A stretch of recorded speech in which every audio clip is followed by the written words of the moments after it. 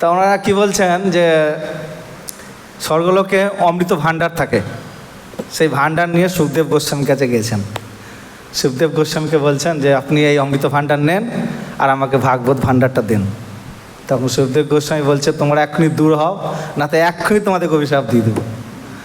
তা ভাগবতম এত মাহাত্ম, তোমরা মানে সবসময় মানে দেবতাদের কি হচ্ছে সবসময় কিছু না কিছু মানে স্বার্থ থাকবে, তবে কিছু দিব, মানে কিছু দরকার যখন হয় তখন ভগবানের কাছে যায় কিছু দিবার জন্য প্রার্থনা, মানে ওরা স্বার্থ ছাড়া কিছু থাকে না। তা ওনারা গিয়েছে এই অমৃত ভাণ্ডার নিয়ে। তো সুখদেব গোস্বামী তাদেরকে দূর দূর করে তাড়িয়েছেন।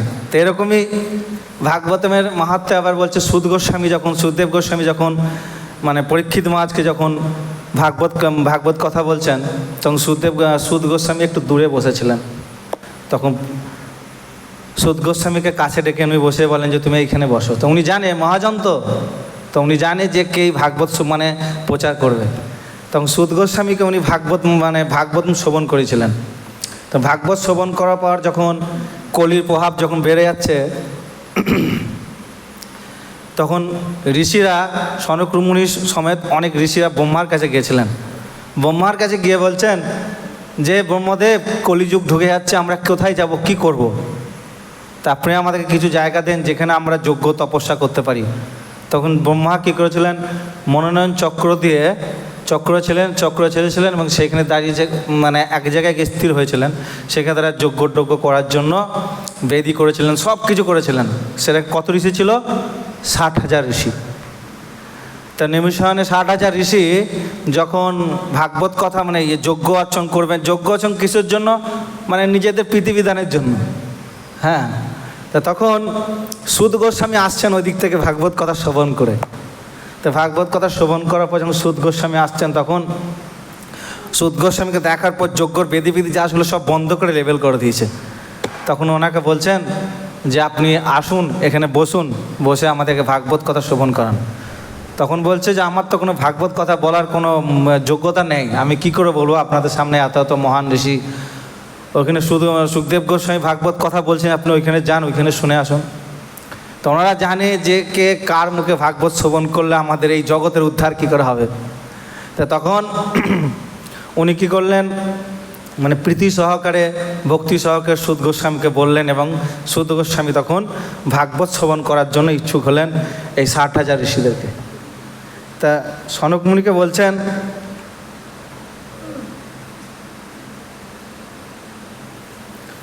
সুদ গোস্বামী বলছে, সনক মুনিকে বলছেন তোমার হৃদয়ে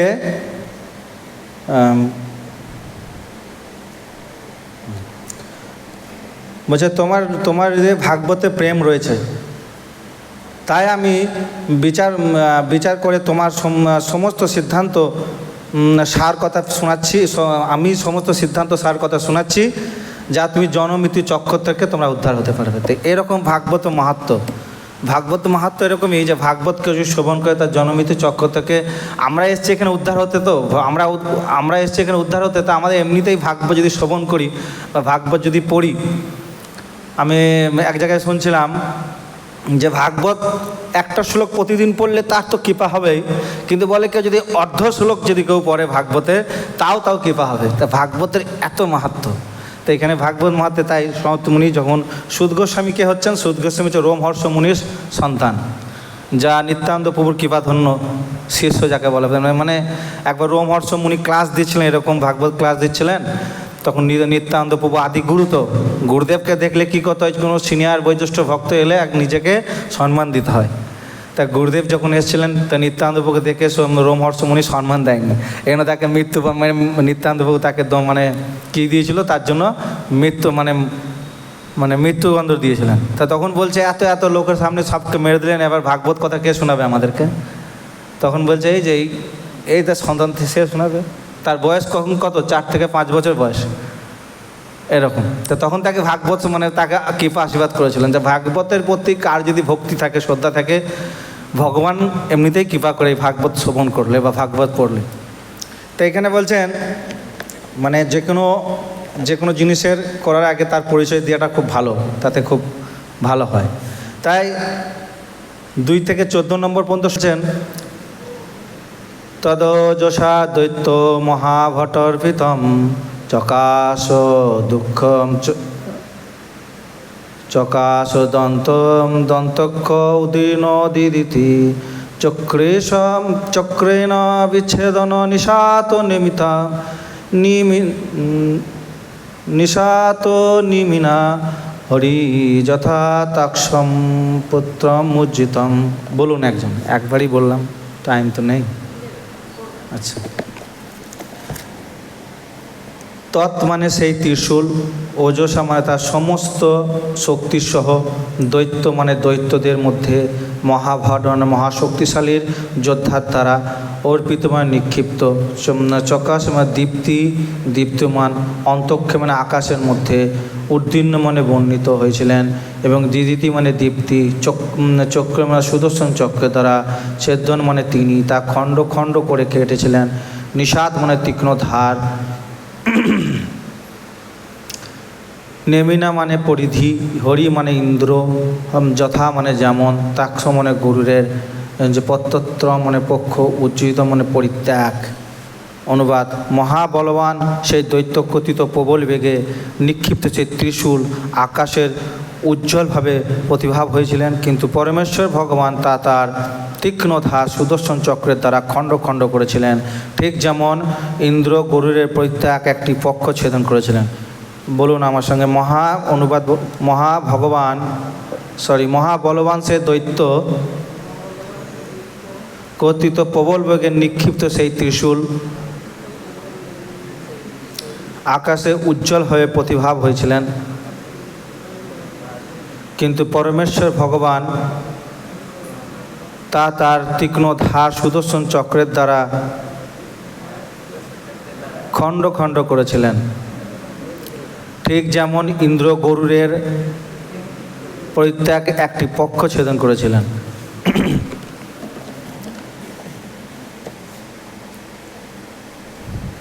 তাৎপর্য হচ্ছে, এখানে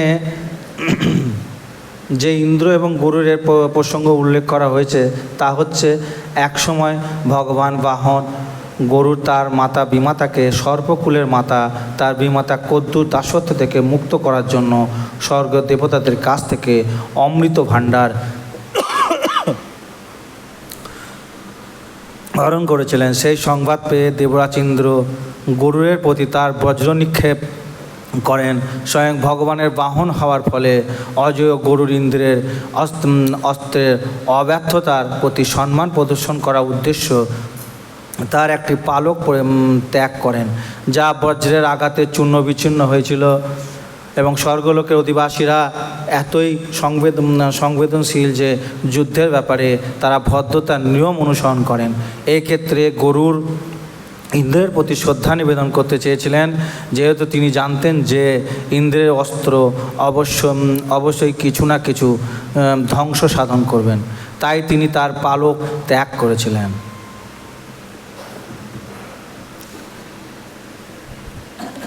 কেন বলছে অনুবাদে বলছেন, মহাবলবান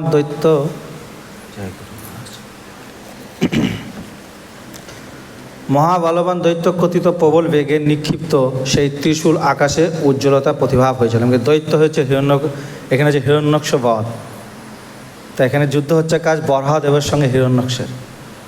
তা বরাহদেব আমরা ভাবতে পারি বরাহদেব একটা শূকর, সে একটা সাধারণ জীব হতেই পারে, সবারই আমাদের মনে আসতেই পারে, কিন্তু বরাহদেব কিন্তু সাধারণ জীব নয়। এই জীব নিত্য, এই যে রূপটা হচ্ছে নিত্য। যেমন বরাহদেব এই পৃথিবী লোকে যেমন আবির্ভূত হয়েছেন, এই রূপ মানে চিন্ময় লোকেও আছে। তো এই জন্য এই রূপ নিত্য। এই জন্য বলছেন বরাহদেব তার কাছ থেকে গায়ত্রী, বৈদিক মন্ত্র, ভগবানের এইসব তারা মানে আবির্ভূত হয়েছেন। বরাহদেবের লোমকূপ থেকে যজ্ঞ সৃষ্টি হয়েছে। হ্যাঁ, আবার বলছে বরাহদেবের 4টে পা আছে, তো 4টে পা থেকে 4টে কর্মফল আছে, 4টে কর্ম আছে। তা একটা হচ্ছে হোতা, উদ্গাতা, তারপর আরোহী ও ব্রহ্মা। তাই এবং 4টে বৈদিক মন্ত্রে যে 4জন যজ্ঞ পুরোহিত আছে। তো এরকম বরাহদেবের তিনি তাই এই সময় এই পৃথিবী বলছেন যে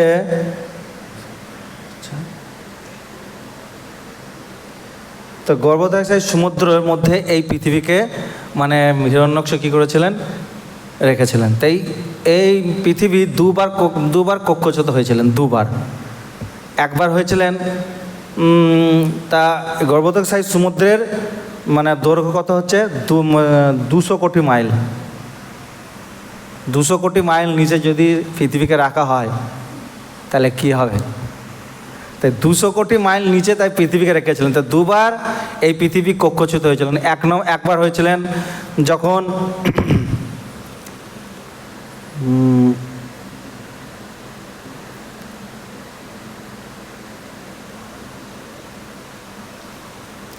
একবার হয়েছিলেন কখন, যে স্বয়ম্ভু মনুর বেলায়। স্বয়ম্ভু মনুর বেলায় হয়েছিলেন। তখন তখন কী হয়েছিলেন, যখন স্বয়ম্ভু মনু যখন সন্তান মানে মনুষ্য জীব যখন সৃষ্টি করবে তখন দেখছে পৃথিবী নেই। পৃথিবী কোথায় গেলেন? তখন খুব চিন্তা হতো, পৃথিবী কই, পৃথিবী কই। তখন তারপরে মানে তখন স্বয়ম্ভু মনুর বেলা হয়েছিল কি হয়েছিল, যে অগস্ত্য মুনির অভিশাপে এই পৃথিবী একবার মানে গর্ভদশায় সমুদ্রের নিচে চলে গেছিলেন। তো তখন শ্বেতবরাহ রূপে পৃথিবীকে ও একবার উদ্ধার করেছিলেন এই বরাহদেব। তখন শ্বেতবরাহ মানে আর একবার হয়েছিলেন যে আর একবার হয়েছিলেন সত্যব্রত রাজা আমলে। উনি মানে এই সত্যব্রত মুনি যে আপনার দামোদর অষ্টকম যে আছে উনি নয়, উনি একটা রাজা ছিলেন, ধার্মিক রাজা। সেই রাজা আপনার মানে দ্বিতীয় পরে কোন মনু হয়েছিলেন যে যাই হোক। তো সত্যব্রত রাজা ছিলেন কীরকম, সত্যব্রত রাজা ওনার টাইমে আংশিক প্রলয় হয়েছিলেন। তাই আংশিক প্রলয়ের টাইমে তখন এই বরাহদেব আবির্ভূত হয়েছিলেন। যেই বরাহদেব মানে এই বরাহদেব তখন ওই পৃথিবী থেকে ওই গর্ভ থেকে সমুদ্র থেকে উঠেছিলেন এই পৃথিবীকে নিয়ে। সে হচ্ছে আমাদের হিরণ্যাক্ষ বধ। তাই সেই বরাহদেবের এখন প্রসঙ্গ চলছে এখানে, হিরণ্যাক্ষ প্রসঙ্গ চলছে যে কিভাবে যায় নিত্যানন্দ চন্দ্র গৌরাঙ্গ রায় কি, যে রাধা বৃন্দাবন মোহন কি, তাই জগৎগুরু শিল প্রভুপাদ কি, নিতাই নিতাই গৌর প্রেমানন্দে। তা বলছেন এখানে। তো বরাহদেবকে কী হয় বধ, মানে বরাহদেব যখন হিরণ্যাক্ষের সঙ্গে যুদ্ধ করেছিলেন তো অনেক রকম অস্ত্র ছেড়েছিলেন, যা একটা খুব শক্তিশালী গদা। সেই গদা ছেড়েছিলেন যে বরাহদেব বাঁ পা দিয়ে এক লাথ ফেলে ফুটবলের মতন কোন দিকে ফেলে দিয়েছিলেন, আগের শ্লোকে আছে।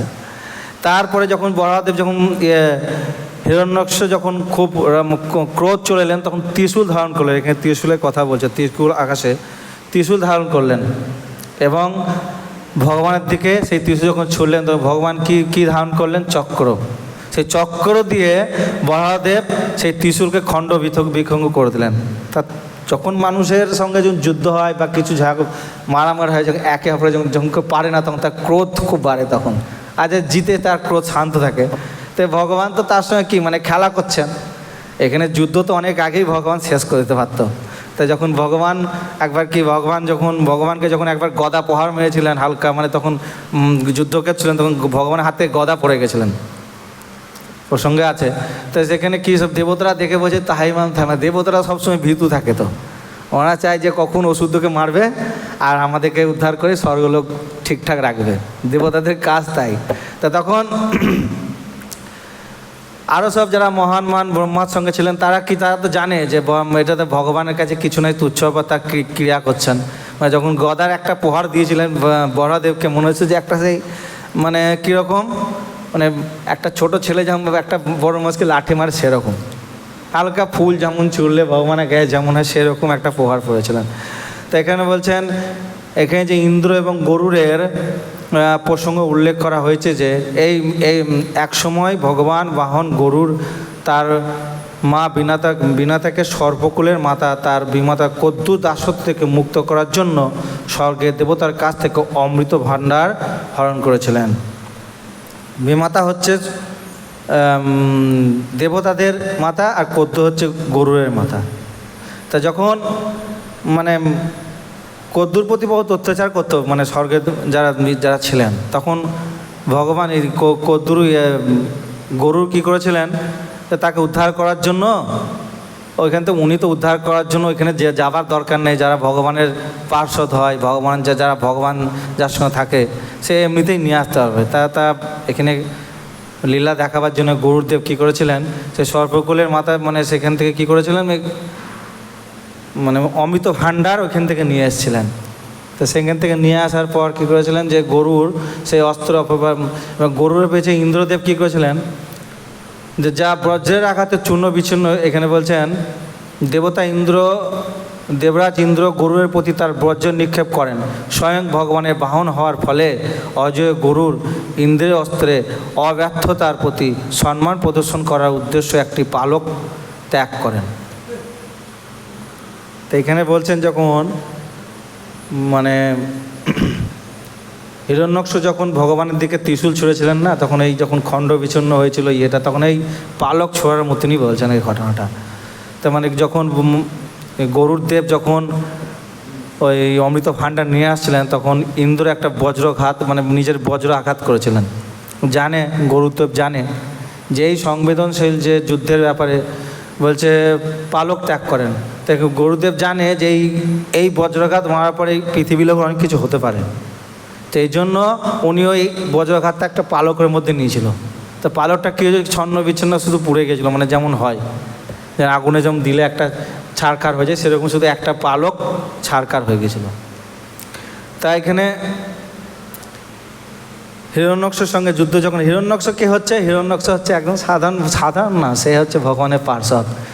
ভগবান বীর রস আস্বাদন করার জন্য কখনো অসুরের সঙ্গেও করতে পারে, কখনো মনুষ্যরূপে ভক্তর সঙ্গেও করতে পারে। বীর রস আস্বাদন মানে বৃন্দাবনে কত অগাসুর বকাসুর কত অসুরকে তিনি হত্যা করেছিলেন, মানে উনি বীর রস আস্বাদন করবেন। তা ওনারাও পার্ষদ। তা আমাদের মানে ভক্তদের একটাই কাজ যে ভগবানের সন্তুষ্টি বিধান করা। হ্যাঁ, তা আমাদের স্বরূপ কি হচ্ছে, আমরা হচ্ছে কৃষ্ণ নিত্য দাস। তা আমাদের কাজই হচ্ছে যে ভগবানকে কীভাবে খুশি করব, কীভাবে সন্তুষ্ট করব।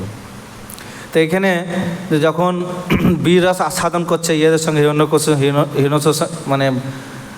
হিরণ্যকের সঙ্গে, তখন এর আগেও যখন বৃন্দাবনে অনেক ওষুধের সঙ্গে মানে বীর রস আস্বাদন করেছে, তখন ভক্তর সঙ্গেও ভগবান বীর রস আস্বাদন করেছে। সেটা কি হচ্ছে, ভীষ্মদেব যখন মহাভারতের যুদ্ধে যখন কৃষ্ণ প্রতিজ্ঞা করেছিলেন যে আমি অস্ত্র ধরব না, তা ভগবান তার ভক্তের জন্য যে কোনো প্রতিজ্ঞা ভাঙতে পারে, সেটা ভগবানের কাছে কোনো ব্যাপার নয়। তা তখন কি করেছিলেন, অর্জুনের সঙ্গে এমন যুদ্ধ হচ্ছে যে অর্জুন হয়তো মানে দেহ মরেই যাবে, মানে অনেক তীর বিক্ষিপ্ত ভগবানের লেগেছে, মানে অর্জুনের লেগেছে। তারপর ওর মানে অর্জুনের যে রথ যে হনুমানের পতাকা ছিল সেটা ছিন্ন বিচ্ছিন্ন করে দিয়েছে, মানে এমন যুদ্ধ চলছে, মানে কোনো রকম পারছে না। তখন ভগবান তখন দেখছি যার পারছে না, তখন একটা মানে চাকা নিয়ে দৌড়েছিলেন ভীষ্মদেবের কাছে মারার জন্য। তো এখানে কি ভগবান বলছে যে আমি আমার ভক্তের জন্য সব কিছু করতে পারি। প্রতিজ্ঞা ভগবানের কাছে কিছু নয়, প্রতিজ্ঞা তারপর তপস্যা আমাদের কাছে। যে আমরা যেমন বলি যে আমাদের তপস্যা করতে হবে, ভোরবেলায় মঙ্গলাতে আমাদের তপস্যা আছে, একটা মঙ্গলাদি করতে হবে, ভগবানকে দর্শন করতে হবে, এগুলো আমাদের জন্য তপস্যা। প্রতিজ্ঞা আমাদের ভগবানের জন্য নয়। তো ভগবান এখানে দিচ্ছে যে যখন মানে ভক্তের কোনো অসুবিধা হবে তখন আমি আসবো, যে পরিত্রাণাম সাধুনাম বিনাশায় দুষ্কৃতম। তা ভগবান যখন আসবেন তখন দেখবে না যে আমার ভক্তের আমি আমার প্রতিজ্ঞা আছে না কী আছে। তা এখানে তাই বলছেন, তা স্বর্গলোকের অধিবাসী এক সংবেদনশীল যে যুদ্ধের ব্যাপারে তারা ভদ্রতার নিয়ম অনুসরণ করেন। এক্ষেত্রে গরু ইন্দ্রের প্রতি শ্রদ্ধা নিবেদন করতে পেরেছিলেন। তো একবার যুদ্ধ করতে করতে আপনার হিরণ্যাক্ষের যখন মানে ভগবানের যখন গদা পড়ে গেছিলেন, তখন হিরণ্যাক্ষ কিন্তু করেনি, তারপরে আঘাত করেনি, করতে পারতো। তাই বলছে এখানে তো ভগবানের সঙ্গে এখানে সব তুলনা করছেন, এতে ভগবান কী হয়েছিল, খুশি হয়েছিলেন। তো ভগবান তো লীলা করছেন, তো উনি জয় জয় নিত্যানন্দ চন্দ্র গৌরাঙ্গ রায় কি। তা এখানে বলছে ইন্দ্রের অস্ত্র অবশ্যই কিছু না কিছু ধ্বংস সাধন করে। তো এখানে ইন্দ্র অস্ত্র এমনকি তার পৃথিবীটা খণ্ড বিচ্ছিন্ন হতে পারে। তো তখন গরুদেব নিজের একটা পালক ছেদন করেছিলেন। তো এখানে যখন ত্রিশূল যখন ভগবানের দিকে নিক্ষেপ করেছিলেন, তো সেই ত্রিশূলটা কীরকম ছিন্ন বিচ্ছিন্ন হয়েছিল, সেরকম এই পালকটা ছিন্ন বিচ্ছিন্ন, তাই এটার সঙ্গে এটা তুলনা করছেন। তার মধ্যে ইন্দ্রের অস্ত্র অবশ্যই কিছু না কিছু ধ্বংস সাধন করবে, তাই তিনি তার পালক ত্যাগ করেছিলেন।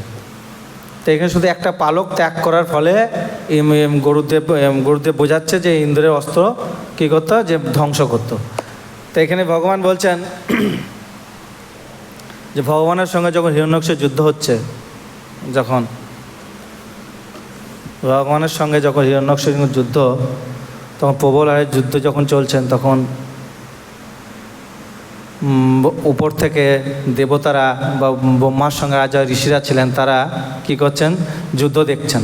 যুদ্ধ দেখতে দেখতে অনেকবার ভগবানও মানে আহত হচ্ছেন, অনেক দিন যুদ্ধ হয়েছিল, তো ভগবান আহত হচ্ছেন। তখন যখন ভগবানের প্রতি যখন নিক্ষেপ হচ্ছে, তখন অসুরদের মানে দেবতাদের জীবন সঙ্গে তাহিমাম করছে। তো যারা জানে না যে ভগবান হচ্ছে যে তার মানে অসুরের সঙ্গে যখন ভগবানের যুদ্ধ হয় বা যুদ্ধ করে, তখন মনে হয় কি মারামারিটা খেলার ছন্দ হয়। তো এরকম ভগবান খেলাধুলা করছে অসুরের সঙ্গে। তা এখানে দেখিয়েছেন কি, এখানে দেখিয়েছেন গুরুদেব এখানে বলছেন যে সহনশীলতা, যে কোনো ভক্তের আমাদের কী হয়েছে, সহনশীলতা দরকার আছে। হ্যাঁ, তো এখানে গুরুদেব চাইলে সেই বজ্রঘাত করার পর উল্টা মানে উনি কী করতে পারতো, আঘাত করতে পারতো। আর যদি গুরুদেব যদি আঘাত করতো, তাহলে কী করতো, তাহলে ইন্দ্রদেবও টিকতো না, আর এই স্বর্গলোকও টিকতো না, এই পৃথিবী লোকও টিকতো, কিছুই থাকতো না। তো গুরুদেব সেখানে কী করছেন, সেই উনিও ভগবানের ভক্ত, আর ইন্দ্রদেব ভগবানের ভক্ত, গুরুদেব ভগবানের ভক্ত। তাই জন্য দুজন ভক্তের কী হচ্ছে, সম্মান প্রদর্শন করলেন এখানে। তা এখানে প্রসঙ্গে তাই বলছেন যে সহনশীলতা দরকার আছে প্রতিটা ভক্তের মধ্যে, যেটা গুরুদেব যেটা দেখিয়েছেন। তা আজকে এখন চলছে ঝুলন যাত্রা। তা ঝুলন যাত্রা একটা ছোট্ট লীলা বলে দিই। তা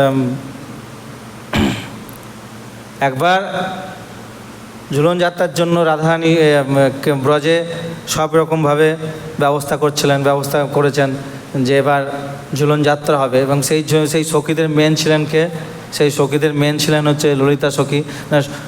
100 মানে সহস্র কোটি সখী আছে, তার মধ্যে মেন হচ্ছে ললিতা সখী।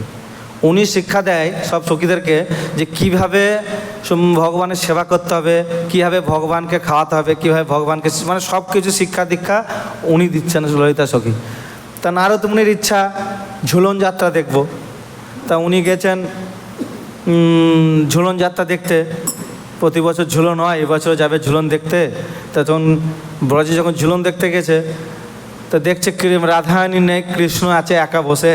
তো ঝুলন যাত্রা তো করবে কার সঙ্গে? তো বলছে আমি তো বেশিক্ষণ থাকবো না, তা আমাকে ঝুলন যাত্রা দর্শন করে আমাকে চলে যেতে হবে আবার কোথাও প্রচার করতে।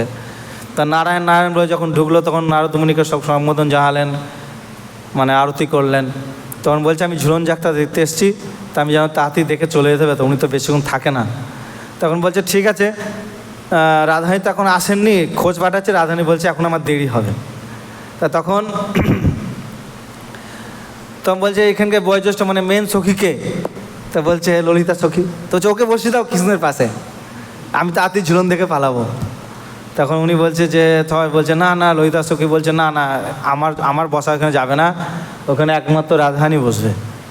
তা বলছে আরে সামান্য ব্যাপার তো, এটা কোনো ব্যাপার হলো, আমি একটু জোনলা দেখবো, দেখে পালাবো, এটা কোনো ব্যাপার না, পরে আসবে রাধারানী, এসে পরে আবার যখন বসবে তখন বলছে না এটা হবে না। তখন বলছে সব সখীরা বলছে যে না, যদি কোনো সাধু বা সন্ত দিয়ে আসে, যদি অসন্তুষ্ট হয়ে চলে যায়, তাহলে তো আমাদের অমঙ্গল হয়ে যাবে। তা ললিতা সখী যখন হেড, তখন বলছে তুমি বসে ওনার তাড়াতাড়ি ঝুলন যাত্রা করে তাড়াতাড়ি দেখে চলে যাও। আর ঝুলন যাত্রা হলে আরতি হবে, ধূপ, সব রকম যা বিধি নিষেধ যা আছে সব হবে। তো ওরকমভাবে যখন যেই ঝুলন যাত্রায় ললিতা সখী বসেছে, নারদ মুনি নাই কিন্তু। সবাই আমরা যখন সেবা করলে পেছন দিকে প্রভু মানে কে দাঁড়িয়ে আছে না আছে তখন তো দেখি না আমরা আরতি করলে, যে পেছনে আর যা সামনে যারা ভক্তরা নৃত্য করে, পেছনে যদি কোনো মহারাজ দাঁড়িয়ে থাকে আমরা দেখি না পেছনে কোনো মহারাজ আছে না কে আছে। তখন নারদ মুনি নাই দেখে নারদ মুনি চলে গেছেন কোথায়, রাধারানীর কক্ষে যাচ্ছে। যে কি দুনিয়া চলে এলো রে বাবা, যার জন্য আমরা এত কিছু করছি তার জন্য ঝুলন না হয়েছে, তার সখীরা বসে গেছে। সে আবার বলে নাকি আমি মেন সখী। নারদমুনি বলছি ললিতা মানে তখন রাধারানী বলছে যে কী বলছে রে বাবা, কোথাও উনি তো বিড় করে বকতেই থাকে নারায়ণ নারায়ণ বলতে বলতে। তখন বলছে যে এই যুগে দেখছি যে আমাকে বলছে আমরা হয়তো ভগবানের রাধা বৃন্দাবন মানে সেবা করছি, রাধারানী আমরা পার্ষদ, কেউ আবার রাধারানীর জায়গায় বসে নিজেকে রাধারানী সেজেছে। বলছে তাই নাকি? মানে যে কোনো মেয়েদের কাছে যদি কিছু বলে দেওয়া হয়, সেটা যতক্ষণ না দেখবে না যে এটা ঠিক সঠিক ভুল, ততক্ষণ তার মন থেকে কিছু যাবে না। তখন রাধারানী বলছে যে কি ব্যাপারে ভাই? বলছে হ্যাঁ কী হয়েছে? বলছে দেখে আসো, যাও, তুমি তো বসতে, আপনি তো বসতে ওইখানে যাবেন, তো সেখানে তো এক চরিত মানে সেখানে তোমার মেন সখী বসে আছে ঝুলন যাত্রা করছে, যেটা কখনো হতে পারে না। রাধারানী বলছে এই যা কিছু করে সব আমার জন্য করে, আমাদের দুজনের জন্য করে, কী করে ললিতা সখী যে মেন জায়গায় বসে যাবে? তখন বলছে যে যাও দেখে এসো। তখন ঠিক আছে, ওইভাবে দেখতে গিয়ে ওইখানে একটা বট গাছ আছে, না কি, হ্যাঁ কদম গাছ আছে, কদম গাছে পাশ দিয়ে দেখছে যে হ্যাঁ সত্যি ললিতা সখী বসে আছে, সবাই দোলনা দোলাচ্ছে। বাস রাধারানীর হলো মান, ওখানে বসে গেলেন। এবার বসে যাওয়ার পর রাধারানী কিন্তু কখনো কৃষ্ণের সঙ্গে ঝগড়া করতো, কিন্তু কখনো জোরে কথা বলতো না, যে মান করে থাকতো, মান ভাঙাবার জন্য কৃষ্ণ যেত, সখীরা যেত। তখন রাধারানী কদম গাছের নিচে বসে আছে, তখন ললিতা সখী বলছে এটা কিন্তু ঠিক হচ্ছে না, আমি রাধারানীর জায়গায় বসে আছি আর তোমরা এসব করছো। তুমি রাধারানীকে ওখানে ফট করে নেমে গেছো, রাধারানীকে কাছে যাও, গিয়ে তুমি এখন খবর দাও রাধারানী তাড়াতাড়ি যেন এখানে আসে। তখন আবার কিছু সখীরা গেলেন বর্ষা থেকে আনতে গেছে, তো যেতে যেতে দেখছে যে পাশে রাধারানী গাছতলায় বসে আছে। রাধা মাতাজিরা কিছু দেখবেন কালো কাজল টাজল লাগায়, অনেক কিছু মানে ফাটার অনেক কিছু সে মানে কিছু লাগায়, তো সেগুলো কী হচ্ছে কান্নার ছলে সব গলে পড়ছে। রাধারানী বসে আছে, তখন বলছে কিছু সখী বলছে এই তো রাধারানী এখানে, তুমি চলো ওইখানে ঝুলনে বসতে। বলছে যাও, তোমরা তো ভালো, ওইখানে তোমাদের ঝুলন দোলানো হচ্ছে, ঝুলানো হচ্ছে, সবই হচ্ছে, আমি এখানে যাবো। বলছে না তুমি না হলে তো ঝুলন যাত্রা হবে না। বলছে না ওইখানে তো ললিতা বসে আছে, তো আমাকে আর কি দরকার আছে? তখন বলছে না তোমাকে যেতে হবে। তখন আরও সব সখীরা চলে এলেন রাধারানীর মান ভাঙার জন্য। কৃষ্ণও এসছে, কৃষ্ণকে বলছে তুমি কিছু বলো। কৃষ্ণ কিন্তু কিছু বলে না, হাসছে শুধু। বলছে আমি কি বলবো, আমি তো 3 দিন আগে রাধারানীকে বলে দিয়েছিলাম। বলছে কি বলেছিলেন তা আপনি? বলছে আমি বলেছিলাম যে নারদমুনির কাছ থেকে তুমি দূরে থাকবে। কিন্তু উনি কিন্তু না, মানে যারা দেখবেন সরল সিধে সাদা, তারা কিন্তু অতটা, তাদের মধ্যে যাদের ছল থাকে না, তারা অতটা খারাপ কোনটা মন্দ কোনটা, তারা শুধু ভালোটাই বুঝে। তা সেরকমই রাধারানী তো সবসময় কৃষ্ণের সেবায় থাকে, তো উনি সবসময় চিন্তা করে যে আমি কৃষ্ণের সেবা কীভাবে করব। তো তখন ঠিক আছে ললিতা সখী বলছে যে দেখো তুমি আমাকে এতদিনে তুমি এই চিনলে যে আমি তোমাকে ছেড়ে আমি এখানে বসে যাব? একটা সাধু এসেছিল নারদমুনি, একটা মহান সন্ত, তার জন্য সম্মান রাখার জন্য আমি এখানে বসেছি, কিন্তু তোমাকে ছোট করার জন্য আমরা এখানে এত সখী আছি, কখনো কিছু করব না। তখন আবার ওইখানে তার রাধারানীকে আবার ভালো করে ফ্রেশ ওয়াটার দিয়ে ভালো করে পরিষ্কার পরিচ্ছন্ন লাগে, আবার তখন ওই দোলনাতে বসায়, দোলনাতে জল দুলাচ্ছে আর বলছে যে রাধারানী তখন সখীরা বলছে যে না তুমি এই কাজটা কি করলো? ওনার কাজ কি শুধু দন্ত লাগাবার আর ঝগড়া লাগাবার, আর কোনো কাজ নেই? ভগবানের সঙ্গে দন্ত লাগিয়ে দিচ্ছে। তখন বলছে না, নারদমুনি যেটা করে সেটা সঠিক করে। উনি দেখতে চাইছে যে একটা ভক্তের ভগবানের প্রতি কত শ্রদ্ধা। উনি চাইছে না তার সঙ্গে কারো যে ঝগড়া লাগুক বা কিছু হোক, ওনারা চাই সবসময় ভগবানের সেবা কতটা তৎপরতা হচ্ছে, কে কীরকমভাবে সেবা করছে সেটা দেখতে চায় নারদমুনি। তা বলে নয় যে তার ঝামেলা লাগিয়ে তার কিন্তু সরে যায়। তখন বলছে কিছু, তখন ললিতা সখী বলছেন আরও যারা বয়স্ক সখী আছে, যেখানে আমার যোগমায়ার নাম কি পূর্ণমাসী, বলছেন যে না পূর্ণমাসী মানে কি সব সখীকে নিয়ে বসতো, ক্লাস দিত। তখন পূর্ণমাসী বলছেন যে না উনি নারদমুনি দেখাচ্ছে যে এখানে রাধাকৃষ্ণ হচ্ছে সর্বশ্রেষ্ঠ, সেটা তোমরা যে উনি প্রমাণ করতে চাইছেন যে সেইখানে বসার অধিকার রাধারানীর আছে, সেখানে বসা অন্যজনা আকাঙ্ক্ষা করছে কিনা। হ্যাঁ, তা সেরকমই যে মানে নারদমুনি বোঝাতে চাইছে যে ভগবান হচ্ছে সর্বশ্রেষ্ঠ, আমাদের সবসময় ভগবানের সেবার জন্য তৎপর থাকতে হবে। এখানে নারদমুনি বোঝাচ্ছে যে হ্যাঁ আমরা সবসময় ভগবানের সেবায় তৎপর থাকি। এখানে সখীরা তো এমনিতেই ভগবানের কী করে রাধাকৃষ্ণকে এক করবো সেটা সবসময় চিন্তা করে বেড়ায়। তাই সেই ঝুলন যাত্রায় যখন ঝুলন হলো, তখন রাধাকৃষ্ণ আবার সেই ঝুলনের দোলে আবার যখন উৎসব আনন্দ করলো। তো এই হচ্ছে ঘটনা ঝুলন যাত্রার। সময়ও শেষ, আর 10 মিনিট আছে। তা তা আমাদের দরকার কি, যে আমরা হচ্ছে কৃষ্ণের নিত্য দাস। তা আমাদের একটাই কাজ, আমরা ভগবানকে সন্তুষ্ট করব কি করে। আমাদের এটা কাজ নয় যে আমরা রাগ দুঃখ করে কারো কিছু দুঃখ প্রকাশ করে হয়তো আমি কোনো কিছু সেবা বন্ধ করবো না, এরকম আমাদের মধ্যে ভাব নিয়ে এলে হবে না। এগুলো জড়জগতে হবে, এটা তো চিন্ময় জগৎ নয় যে আমাদের বুদ্ধি খুব তাড়াতাড়ি মানে হবে সব কিছু। সব রাগটাও ভগবানের সেবার জন্য চিন্ময় জগতে ইয়ে করে, মানে ব্যবহার করে। তো এটা নয় যে রাগ দুঃখ করে আমরা সেবা থেকে ছেড়ে দিই। আমাদের এইখানে হয়, এখানে আমাদের হবে, কিন্তু ওইখানে হয় না। তা আমাদের তৎপর থাকতে হবে সবসময় সেবা কিভাবে করব। হ্যাঁ, কীভাবে সেবা করব, সেবা করে হয়তো কারোর প্রতি আমি রাগ করেছি, সেবা বেশি করে তাকে দেখিয়ে দেবো যে আমি বেশি করে সেবা করেছি, এবার তুমি কি বলছো বলো।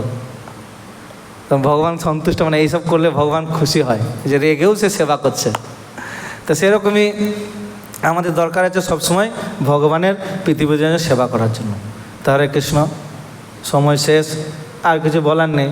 আমি অতটা হরে কৃষ্ণ কৃষ্ণ কৃষ্ণ হরে হরে, হরে রাম রাম রাম হরে হরে।